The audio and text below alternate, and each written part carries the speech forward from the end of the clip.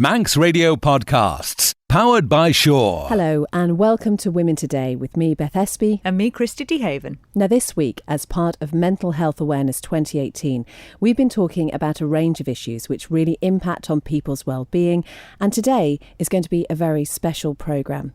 Gemma Park contacted us to say she wanted to share her experiences, physical and emotional, following her decision to undergo gender reassignment. Here is Gemma, and this is her story. I'm 38 years old and I'm in the middle of coming to the end of going through a gender reassignment pathway. It's been a bit of a struggle and a long time getting here, but my journey is nearly over and I just want to share my experience with the gender community on the Isle of Man. And when did this journey start for you, Gemma? The actual medical side of it started back in 2013 when I first approached my GP. But presumably you knew long before that you wanted to go through this. I did from the age of about 3 or 4 years old. I knew there was things that didn't match up, how I physically appeared and how to live within my biological sex and not my gender identity.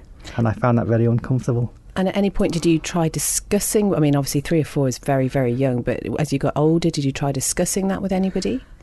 I did, but it was just classed as a taboo subject. I did get swept under the carpet and got told to live, you are what you are and that's how you should live your life. And I'm talking 30 years ago where things were very, very different. Yeah, and that's the thing, isn't it? Because, as you said, 30 years ago, it wasn't something that was discussed at all. And yet now, it's something people talk about quite regularly all the time. It's in the news and there's programmes and everything. So it was a very different time, wasn't it? It certainly was. Just for those who may not be aware, could you just start by just explaining what gender dysphoria is? Dysphoria is it is a Greek word and it means hard to bear, but in medical circles it stands for a state of unease and generalisation of dissatisfaction with life. So what was your actual relationship like with your body itself? You're constantly fighting it because how you feel and how you want to behave, you've got to be psychologically conscious of. Because you're biologically male, you have to present yourself and be perceived as male. So you tend to focus constantly on that on a daily basis. So your confidence in other areas can decrease, where there's a lot of probably transgender people would struggle at school because they're too worried and too concerned of how they're being perceived. So they're distracted. And you were saying that it's when you go through puberty is the really, really difficult time. That's something I did find very, very hard, is going through puberty where, that your testosterone levels are building up and your body's developing into, especially in the male genitalia, is changing. And you're suffering from wet dreams and going through that process, which I found very depressing and quite upsetting. I didn't like that process at all. It drained my confidence out during my teenage years, that did. That something was happening to my body that it shouldn't have been.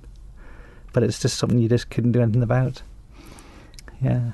And that must be very difficult as well in school. The physical side of it, when you are surrounded by boys, sort of going to gym or things like that, where, you have to get changed and things. And going through puberty, there's that sort of idea of males feeling very proud of being men, becoming men. But you must have felt very, very different in that situation. I struggled with a very boisterous environment. I couldn't act boisterous. I used to shy away from it. I'd rather go and play netball than play rugby, and that's something I used to shy away from sport for that reason, because I'd have to be perceived as male and play boys sports, and I struggled with that, and it's just something I had to put up with. And trying to mention this situation to some of the teachers at the school, they just ignored it. They just didn't recognise it at all. So if we talk a little bit about the process you've been through in recent years a little bit later, and maybe just focus first of all on the emotional side of it, because there's a lot you have to go through in terms of assessment almost before you can even enter this path. So how did you find that? Back in 2002, my employment then, one of the managers had a cousin that went through gender reassignment, and they advised me to do as much research in the whole process as much as possible before you started. So I was only 22 at the time. I wanted to researched and soul-searched myself before I actually had the courage to go to my GP and start the process. And that was about a 15-year period. I spent researching it over a 15-year period. And what was the reaction from those people around you, from your family? I couldn't discuss it with them. I tried and tried, and they just completely blanked it out because it was just classed as a taboo subject. It wasn't something they just discussed. I was never allowed to discuss my emotions as a kid, or even up until I've tried recently. It's just something that just gets pushed to one side. It's just, unfortunately, my parents are from that generation of, you don't wash your linen out in public. That's how they were brought up, and still they're in their 70s now, but they still have that mentality towards this situation. They've told me they've accepted it, but they haven't accepted the emotion and the psychological side of it all. So they're sending mixed messages to me at the moment. And so at any point, did you just think, actually, I can't even go through all of this. Maybe I do just need to do what almost you were being told and just accept the way things were? What I did, I wanted to get life experience behind me because I moved out of home in 99 at the age of 20. And I wanted to get life experience behind me because I knew that would boost my confidence up more. And when my daughters were born, I approached the process when they were coming towards virtually end of primary school, and that's when I come forward to this situation because I knew it was the right time to do it, and my daughter was the right time to understand the situation, because the younger they are, they can grow up with it, and they've been an absolute gift. They are so on board. They could sit and do a lecture on it. They fully understand the process of gender reassignment, and at the age they're at 13 and 11, it's amazing that the knowledge they know on it and the support package they deliver is priceless. Was their mum always aware that this was something you wanted to do? Not until I told her. It was a bit of a shock to her system, but she is very, very supportive. That she sees me as her best friend, and we still live in the same house together, and if anything happens between the two of us, we'll wait till the kids have gone through their GCSEs and left home, if any further development, but we've agreed that we'll stay as things are, and because we don't want the kids' education to be disturbed with it now. And I think I do see Julie as she is my best friend, and we just have just as much good a laugh now as we always had, and she has no issue with it at all. There's no problem there. But my sexual orientation, I must admit, my sexual orientation has changed. I'm no longer sexually attracted to the girls anymore, and that's with the hormone therapy's actually done that. I knew that was going to happen. Not every transgender person's sexual orientation does change. It seems to stay. It all depends on the individual. Yeah. You mentioned your daughters having been through primary school, and you talk about education, and it was in school, wasn't it, that I think you first mentioned to one of your friends that this was the way you were feeling. How did they react to that? This goes back to 91. They'd have seen it as a bit of a joke and just spread it. I don't think they did it intentionally, but he just spread it around the school. Within weeks it was around the whole of Ballacameen. And I was actually, for the whole 6 years I was there, I was penalised for it. And it was a hard time, but it was a different generation. But today, teachers today are trained to deal with this sort of thing as part of their training now, and I've discussed it with both primary school and secondary school that both daughters are in, and they've accepted it and they have it fine. I'm not the only person I'm not the only parents that have got children in school who are going through gender reassignment on the island. There is children showing signs in the classrooms that I've been told, and yes, I've been in discussion with the Department of Education at Hamilton House, and they're in the middle of putting a plan into place that I would like to go into schools, into primary schools and high schools, and as a role model and discuss gender reassignment to get the children to understand. If there's children in their class that are showing these signs, I would like to offer that support and get the schools to understand it. And if that's something that the department would like to do in the future, and it's going to be in their process, I'm quite happy to come forward and be a role model for them. It wouldn't be a problem at all. If it's going to make life easier for others in the future. So let's talk a little bit then about what has been involved for you. So this process started, I mean, the reaction you got from your GP was hugely positive when you... Yeah, that was... and that must make such a difference to actually feel that there is somebody who's listening to you and wants to support you and help you in what you need to do. It took me 6 weeks to actually work out what to say to my GP. I sat there and it was just, what do I say to them and how do I approach it? And nerves were kicking in. And I must admit, when I went and to see my GP, I just burst into tears. Before I could speak, I just burst into tears. I was in there for 25 minutes. But it took a lot of courage to actually do it, and it paid off. And I would advise that if anyone that who's want to feel like this and want to go through the gender reassignment program, I would recommend them to stay with the same GP for the whole process. Stick with the same doctor. So what happens after that initial conversation? I was referred then to the community mental health team, and I had psychological assessments done on why I wanted to feel like this. But I went there prepared to fully understand it. By that time, I knew the medical process and what it involved. I've watched documentaries on TV about the gender clinics and what the process is, and what the sex reconstruction, if you want to go through the surgical procedures, what they're all about. So I was very, very prepared and knowledgeable, and put myself forward that this is what this is the direction I wanted to go. And I was referred then to the Gender Identity Clinic in West London. And that clinic has been absolutely brilliant. The staff down there are lovely. Yeah. Do you know, you were saying to us before, you've had to be so brave in this whole process, even to the extent that, it's the first time you'd even left the island to go to somewhere like London, and you had to sort of go and do this by yourself. And for such a momentous occasion to go to this clinic, to also be faced with that, you've really sort of jumped an awful lot of hurdles to get to this point, haven't you? I must admit, when I was on the bus, at the very first bus, number 12, it leaves Onken at 5:15 in the morning. And I'm sure I refer to me biological sex as my Siamese twin. So I think Gavin died off on that bus journey, and as Gemma's more confident, she took over. And as from heading towards Ronaldsway Airport, that's where I just seemed to get this drive. It was just amazing. That it was at first I felt like a cold shiver, and then next minute I just felt so confident and warm, and it was amazing that this overdrive just kicked in, and it's never gone backwards. I've stayed at that level ever since. And my journey into London, I've been travelling to London.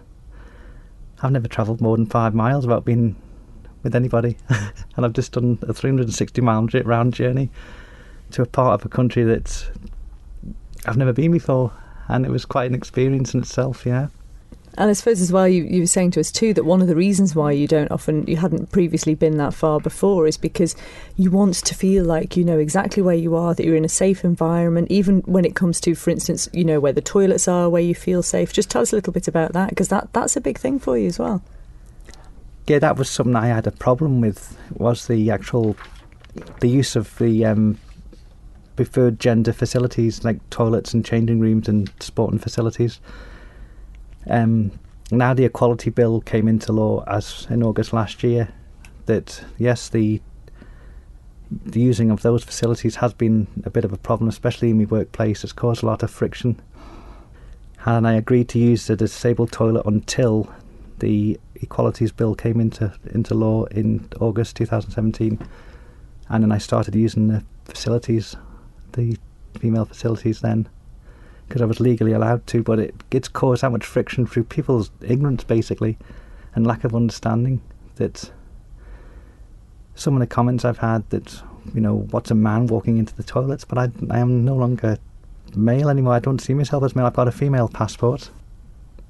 There's lack of understanding, I think, on the island, and that's one of the reasons why I'm here, that the Isle of Man's lacking behind in a lot of areas, and people need to respect and understand what transgender issues are about, and why people are in this situation, and understand the stress and the anxiety, and it can cause mass depression, because you have to live as somebody that it's like living with your biggest pet hate. That's the only way I could describe it to people. And we're talking about this as part of the Mental Health Awareness Week. And I mean, that's key to one of the main reasons, Gemma, that you wanted to come in and really just try and support anybody, because there are people undoubtedly living in the Isle of Man going through very similar, if not exactly the same experience, but just feeling those same feelings that people just don't understand, and there's very little compassion shown about who they really are. There is a lot of ignorance, and I think that's because the vast majority of the population of the island is over a certain age now. There's an ageing population, so there's a lot of stigma and ignorance in old school, taboo subjects. We need to move on and respect people's feelings on gender, because it's not just transgender people. There's gender fluid, and there's all sorts, and they shouldn't be discriminated against in any shape or form. But I'm glad that the Equalities Bill has come in. I know it came into law in the United Kingdom in 2010. It took 8 years for the Isle of Man or 7 years for it to come into law into the island, which I'm glad it's here now, and it's just getting rolled over into businesses and in the community itself. You are listening to Women Today, and as part of our special Mental Health Awareness Week series of programmes, today we're listening to the story of Gemma Park, who's made the decision to undergo gender reassignment. You've said one of the things you really would love to do is go into schools and be a role model, and just try and support people who may be going through a similar experience, because the mental health repercussions of this can be absolutely huge, can't they? It can, yes. It's a psychological impact, because it's the stress, anxiety and depression that kicks in, and once you get to a certain stage and there's a barrier, and once you've gone past that barrier, it's very hard to turn around and boost your confidence up. You've gone beyond, and that's where a lot of people who've got the condition have actually gone and committed suicide, because they've got no support package around them, and they can't get to the boost their confidence up and turn their lives around. And it does upset me when I read these sort of things, and it happens to it doesn't matter what nationality or culture you come from. There's gender issues throughout the world. It's interesting. A lot of people, again, I'm saying people in the older generation, maybe that's an assumption, but people might say, Gemma, that this didn't happen years ago. If you're talking not even that long ago, sort of 30, 40 years ago, you didn't really hear about transgender. So people do describe it as a modern phenomenon, and that it's almost, I don't know, like a trend almost. What do you say to that sort of assumption? That's it's just based on ignorance, really. It's not a trend. People have said to me, if it goes through with the department and they do allow me to come into the schools, and if that process goes in, I can discuss this as a role model for children that have wanting to go through gender reassignment. I'm not promoting it. If people want to see it like that, I'm not there to promote it. If you've got an opportunity to change your sex if you want to, it's not a trend. You have a know inside. The feelings are there, that if that's the right thing for you, because all the pressure and anxiety, and you know from a very early age, and you know that you have to behave opposite. It's like having to be forced into, if somebody doesn't like spiders, for instance, and fear of spiders, it's no different than you going home and you've got 6 or 7 tarantulas crawling around your house, and you have to put up with it. People would die with fright. Well, living with gender dysphoria is exactly a similar thing. It's like living with your biggest pet hate. And I'm sure nobody would choose to go through the sort of procedures that you actually do have to go through as part of this process. If the ones that have show a lot of ignorance towards it, they wouldn't understand the process, and it's not a walk in the park. It's very, very complicated, and it's a very long process as well, and it requires a lot of patience, I would say, and a lot of confidence building, and there's a lot of emotion around it, because once you start, I'm 2 years now on hormone therapy, and I feel the physical and psychological difference in how I feel right now. It feels normal to feel like this, if that's the right way to describe it. Because as every day goes by now, my confidence is increasing in my areas that were very, very weak. My life's never been so good. I feel it's like winning the lottery. I feel like I've just won the Euro Millions. It's amazing. I can't describe how I feel right now. And how much more have you got to go through? I'm in the fourth and final stage of the gender pathway. I'm in the final process, which is surgical procedures, yes. And after that, that's the process is over, and I can live my life how I should have been assigned to at birth, basically. Yeah, society's getting to that stage that these issues have been getting more into the spotlight, because they should be drawn to the attention of the community, because there's people out there living lives very, very miserably, and from my personal experience, having to be perceived as something that you're not, that's something that's very hard to describe to people. That the emotions of that, you feel like screaming out going, I'm not male, but you can't do that, because what people see and how you want to behave are totally different. Where now, how people perceive me and how I feel, it's like a jigsaw puzzle. It's the pieces are slotting in together, and that jigsaw is nearly complete. Do you know, it's fantastic listening to you, because you're clearly in a really good place, because it's all happening for you. You're so excited about this, and like we were saying off air, like a teenager again, because actually you're now in this process where you are who you are. You're able to be who you are.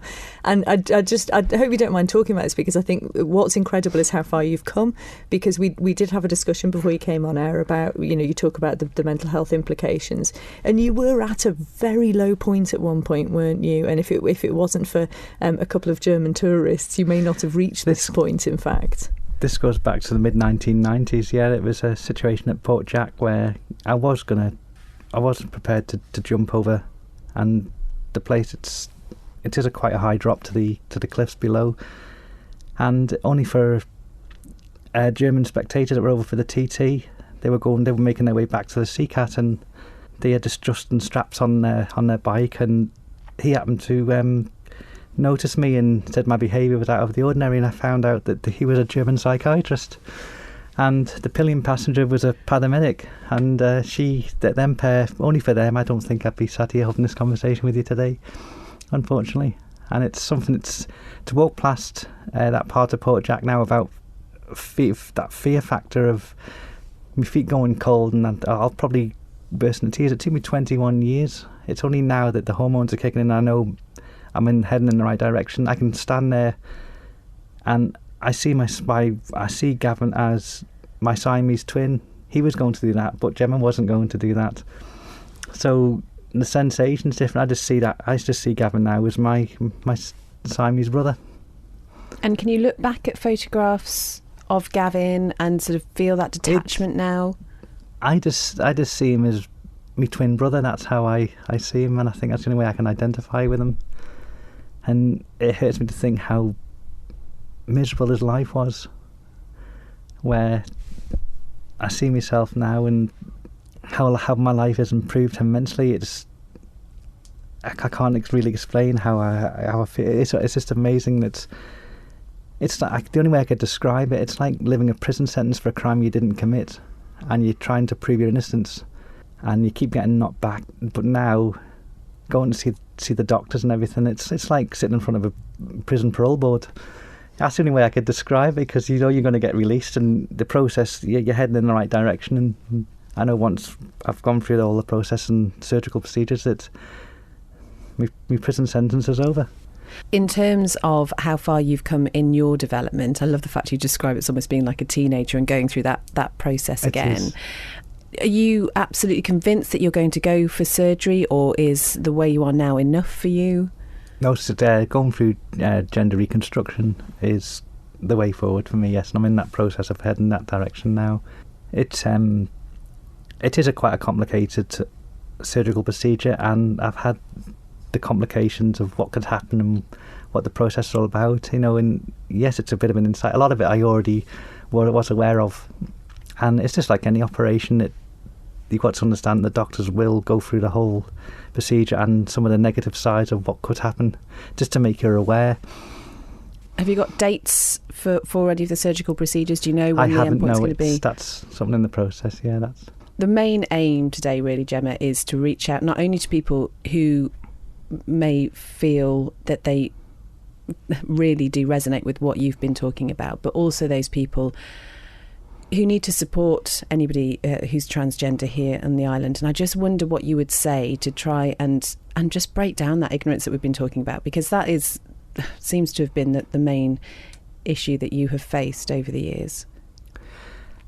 Anyone that's going through the process now, the advice I would give them is just don't keep your process very, very private. Try and be more open, because what I would like to set up is a transgender support group on the island. That's something I would like to do, and I've started in the process of doing it. It'll take a bit of a while to set it up and set the website up. I'm aware there is patients, because of the ignorance of the attitude of the island. I'm aware that there is transgender people have actually in previous years have actually left the island because they don't feel welcome here. Well, that attitude needs to change, and yes, have it crossed me to think in those terms, that has, and I thought, well, I love the Isle of Man, and I don't want to leave here. I mean, my daughters are at school here and they're grown up here, and transgender people should feel relaxed and feel welcome on the island, and that's something that needs to. But I would say to people that are wanting to start the process or in the middle of the process, I would advise them to be more open about it. Don't be frightened to speak out. And I think I work in retail, so I'm working with a high turnover of staff, and you're dealing with customers, so you're dealing with a lot of people with all sorts of personality issues and that. You can imagine what customers are like, That sort of thing is a massive help, because it's a good confidence boost. And I can see why the Department of Health actually recommend it when you want to go through gender reassignment or any of these sort of processes. It is important to be employed, I would say. I can see why they say that. And it does help your process going forward, yes. And speaking of the Department of Health over here, I believe you've been instrumental in sort of helping out with some of the administrative side of this as well, haven't you? It was the actual relationship between the gender clinic and the community mental health team. There was a lack of communication, and one of my appointments, that they used me as a bit of a guinea pig to actually improve the relationship, and I was not aware of that till I actually got to London. The doctors said that they had it as an opportunity to improve the relationship with the island and have more understanding of how the two departments actually work. Now it's been a lot, and I got to thank you after the department to the communication now between the gender clinic now is massively improved, and that's more peace of mind for the patient that they're not going to get thrown from pillar to post and thrown around the system. If it's going to make it easier for other people in the future, I'm glad that process has now been dealt with, yeah. And what about your future plans? I understand you might consider the political arena. I have, yes. It's once I've completed the transition, I would like to stand for as MHK for Onken in the 2021 general election, because I've always wanted to be a politician, but I couldn't stand and be perceived as a male role figure, because it was something that I didn't have the confidence to do. I couldn't perceive myself being perceived as male in that sense. I found it too uncomfortable. But as standing as a female, I would be more confident, and I'd love to represent the people of Onken, yes. And you've always been interested in politics as well. I have. And I think that played a bit of me helping the two departments when I went to London that time. My political head did play into that a lot, yes, I would say that. Well, Gemma, it has been a real pleasure speaking to you today, and if you could leave us all with one message from everything that you have been through, what would that be? I would say for people who are going through gender reassignment or thinking of going through, I would advise them to do as much soul and research of the medical process and yourself as much as possible, and don't be frightened to speak out. And I do respect some people that want to keep it private, but try and be more open, because I do find not keeping it as private as such, I've found that as a good confidence boost, and it has helped having to speak out and not be frightened to talk about it. And to the community as a whole, people should not be ignorant towards it and not be prepared to see it as a taboo subject or people who want to change their sex, that that they're funny in the head, they shouldn't have that an opinion of it. They should respect it and understand that gender reassignment, it's not a lifestyle choice, and it's something that's happened from the very moment of reproduction, of fertilisation. The gender identity of your child is fixed from the very moment of fertilisation, and that's where the problem lies. Just explain that a little bit for us, because it's something I think a lot of people maybe aren't aware of that. Yeah, the process of when, I'd say, an egg gets fertilised through the sperm, if you're fertilising, like in my case, it would have been a female egg. It's been fertilised, but there's been too much testosterone in the red surrounding the womb through the development of the embryo, and it's that default that causes the problem, because the female identity of the child's already been formed, but the body and what happens after that is where the mistake is made. So the gender problem is fixed from the very moment of fertilisation. So it's a perfect example of one of those things said that a lot of people may not know and may be ignorant to, simply because, as we talk about, it's a lack of education, isn't it? So with that in mind, are you happy for people to come up and ask you questions?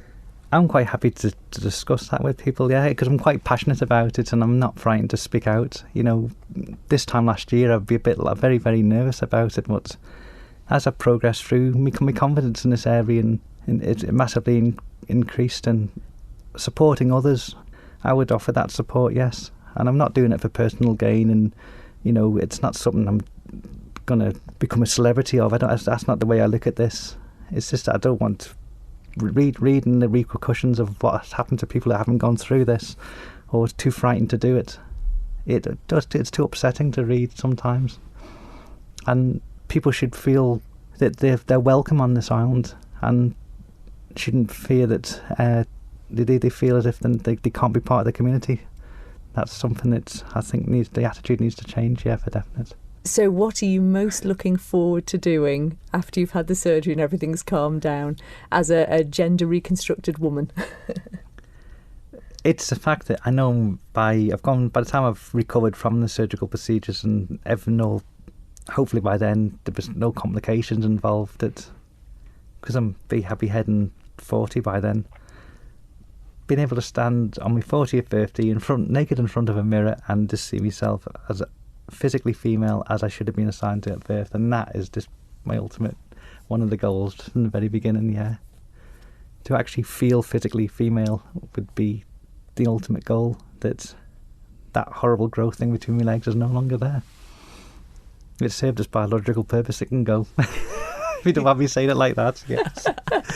Well, we really look forward to hearing how your plans for the support group go, because that's something obviously that we would really like to help you with. But just again, thank you so much for coming in and speaking to us. And I am absolutely sure that there will be people listening, and you've probably just made their lives a little bit better just by listening to you. So thank you. You're very, very welcome. That was Gemma Park, who we spent considerably longer than an hour with, actually, and she was just brilliant. I mean, she was so composed and so brave and so honest about her story and her journey. It really felt like a privilege, actually, to spend that time with her, didn't it? And I think for me, I felt that I was quite progressive in the way that I think about things, but she really, really changed my view on so many things. That she's just amazing. She really is. It's one of those things that you just I get it now, and I always thought, as you said, same thing. I sort of thought, oh yes, I understand, quite open-minded and everything, but genuinely I do. I just get it now, having spoken to her. And we've tried to tackle trans issues on the show before, but sort of having spent that time with Gemma and longer, I do feel like we know a lot more now. Still not sort of 100% well versed on it, because we're not going through it ourselves, but I would just have absolute grateful thanks to her for sharing that story with us. And isn't it incredible how she talks about her previous life, and there is such a detachment there, and there's such a spark about her now. She is just so happy, and it's heartbreaking in some ways. It's taken 38 years for her to get to this point, But we really, really do wish Gemma well, and we're going to keep in touch with her as the next few months go along. If you have been affected by any of the issues that have been raised during Gemma's interview, you can, of course, speak to your GP in the first instance, but there are also websites which might offer some advice, some guidance. There are forums on there which Gemma said that she found very useful. Just speaking to people who've been through similar situations can make a tremendous difference. But once again, we just thank Gemma so much for getting in touch with us and for sharing that very special story. And we will, of course, keep you posted as to when she is able to organise the schools visits that she's talking about too. And huge thanks as well to Education, who are working with her on that. And it's amazing as well to think what differences she's made already, especially in sort of the administrative side, that people are going through this with the Department of Health. So they've all been very supportive. And I just also want to say thanks to her family, because she was saying, Gemma was saying that her children listened to those the bits of the interview, because of course it was pre-recorded, and they were really moved by it and were really proud of her for doing this. And I just think that's wonderful. So a big shout out to them as well. And we did talk to Gemma at length. As you can imagine, there's a lot to talk about, not just the emotional side, which has really been focused on this afternoon as part of Mental Health Awareness 2018, but also some of the physical things that she's been through, not necessarily suitable for broadcast at 2:00 on a Thursday afternoon. But very shortly, that podcast of the additional content will be available on the Manx Radio website. You are listening to Women Today, and coming up after the break, we're going to be speaking with Sue Baker OBE about the Time to Change campaign. She is, of course, from the mental health charity Mind. Women Today. You're listening to Women Today on Manx Radio, and this week we are bringing you a series of special interviews as part of Mental Health Awareness 2018. And as we just heard from Gemma Park, it's very important to speak and talk about what your mental health issues are. It can help a lot of people. And in a bid to tackle the stigma around mental health issues, Ford and Time to Change, which is the anti-stigma and discrimination campaign, which is run by mental health charities Mind and Rethink Mental Illness, have launched a national awareness campaign recently. This is urging people to break that silence on mental health and find a safe space to talk. Men have been identified as a vulnerable demographic for suicide, as we've spoken about on the programme before, and they are less likely to open up about mental health issues. Only a third of men would talk openly about their feelings, and 1 in 5 admitted they saw others showing emotions as a sign of weakness. So I caught up with Sue Baker, Director of Time to Change, to talk about the campaign alongside Ford Chairman Andy Barratt, who has signed Time to Change's Employers Pledge and has introduced a new support programme for its 15,000 employees, including mental health first aid training. You still on for Friday night? Not sure really, mate. Steve, talk to me, mate. Okay. Lots of men still struggle to talk about their mental health. Together, we can help change that. So we've been running the programme for 10 years in England now, which is aimed at improving the public attitude towards those of us with mental health problems and breaking down the stigma that surrounds mental health problems still. And we are a partnership of 2 big mental health charities, Mind and Rethink Mental Illness. And you say, to break down the stigmas, it seems like we've come a long way in those 10 years. I mean, you're the person, obviously, who'd be able to tell us that because you've been involved for that long. But I know we've still got a long way to come. But have you been sort of encouraged by the strides that we've made so far? Yeah, absolutely. We've been measuring public attitudes in an annual survey that's analysed by the King's College London. So we know that public attitudes have improved by nearly 10% over the last 10 years, 9.6% to be exact. And we know that discrimination has dropped. So discrimination that people report from family, from friends, so unfortunately from nearest and dearest, trying to get a job, keep a job, going on dates and your social life. So we know that there's been very significant drops in discrimination. So progress made. However, we also know from analysing this data, which we do every year, that women's attitudes are still higher than men's attitudes. Now, both have gone up in parallel, but what I call the kind of tram lines for change. So attitudes have gone up of working age population, but men still lag behind women. And we also know from data that men are less likely to go to the GP for health issues, including mental health. And we still know the very sad statistics that the suicide rate has not changed. So 6,000 people a year, men and women in Britain, still take their lives. I mean, 6,000 tragic losses of life by one's own hands. And the biggest killer of young men in Britain today is suicide. beyond road traffic accidents and deaths and anything else. So we have to do something around men's attitudes to mental health and encourage men to come forward for help. Those statistics are absolutely shocking. I know there's been that incredible installation, the Project 84 installation, wasn't there, with the statues on the top of the ITV buildings, and that presumably that sort of helps to a certain extent getting the sort of message out there. There's been a lot of high-profile people recently, haven't there, sort of talking about their issues. You know, Noel Edmonds and Johnny Wilkinson and people like that as well. But this new campaign is encouraging people to sort of start where they are, really. And Andy, you've come on board with Ford to collaborate with Time to Change. Just tell us a bit about how the collaboration came together. We have a large number of employees in the UK, and we're absolutely committed to their mental and physical well-being. We noticed that we had a disparity in the way that we kind of coached them around their physical health versus their mental health, and we recognised the gap, and we stepped into that space with Time to Change to help us develop what we do. We've got other resource groups that we're working with in terms of mental health first aid, etc. So we've got a number of coping strategies, training, resource groups, etc. with our own employee base. But once we started to embark on this journey, we recognised that we have huge reach to our 5 million customers in the UK. And we developed the Elephant in the Transit TV campaign, which is all around targeting that key vulnerable group of young men. We know that every day there's around 1 million journeys of young men in this group that take place in a transit van. So if we can encourage them to make the transit a safe place to talk, and from either side to reach out to each other and just check that everything's okay, then we're starting to stimulate that dialogue. And we're really amplifying the message that Sue and the Time to Change team have been pushing for over a decade.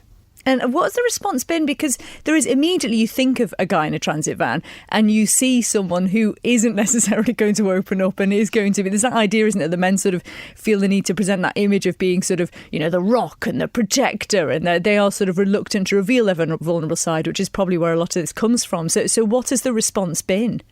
The initial feedback has been phenomenal in terms of the fact that we have stepped into this space, the fact that we've put a huge financial commitment behind it, not only making the campaign, but also spending money on TV.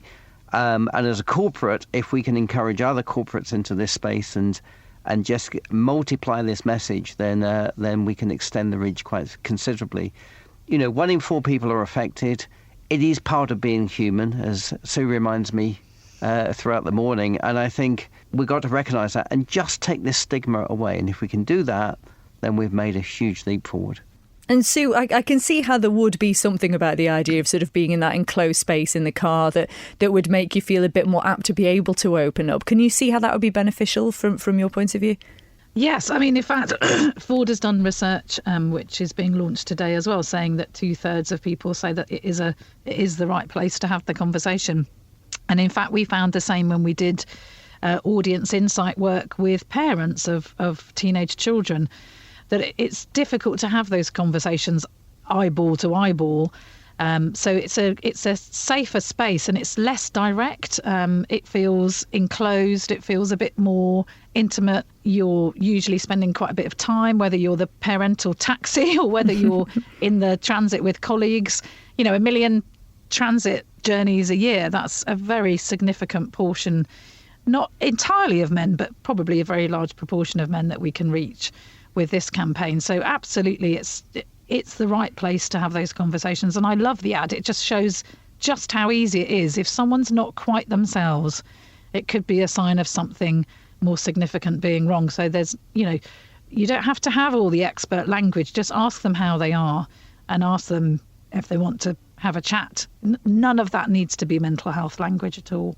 And I noticed as well, just one thing that you had on your Twitter, which I thought was very interesting, Sue, where you said that you say that Twitter is the place to talk about mental health, which I find fascinating because it is ordinarily seen as quite damaging in that respect. Yes. Yeah. Well, so I always say that social media is a good and a bad thing. So, you know, we hear a lot about the stresses and strains that social media put particularly on young people and sort of high expectations of having the perfect life and Instagram. But actually for us, using social media to get the message across, to build up a big follower base, for other people to share those messages and to increase the reach and impact. You know, we see a lot of people disclosing their mental health problems, you know, rich and famous, everyday people like us, you know, talking about mental health in an everyday way. You know, these don't have to be remarkable conversations. They should be, I always say, we'll know when we've achieved the big challenge on stigma when somebody turns around and says, so what? You say you've got, and somebody goes, oh, so what? That's, you know, I've heard that before. Then it becomes just part of everyday life. And Andy, obviously this campaign is going to be on our TVs and be able to see it online as well with regards to what you've done with Ford. But do you have any message for employers out there? Because, you know, you yourself obviously have introduced your new support programs for your employees as well. So important, isn't it, for businesses themselves to take a stand on this too? Absolutely. I mean, I can't reinforce it enough. You know, we always check our employees' physical well-being. We never check their mental well-being. Please do reach out, do ask.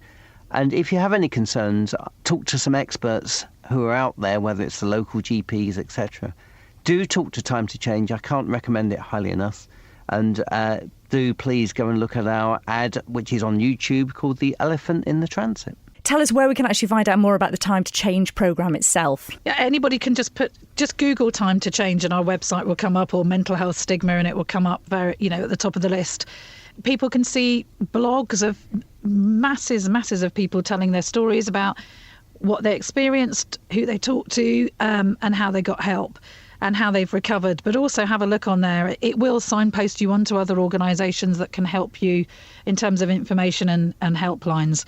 But the most important thing to do is to not be afraid to ask someone how they are.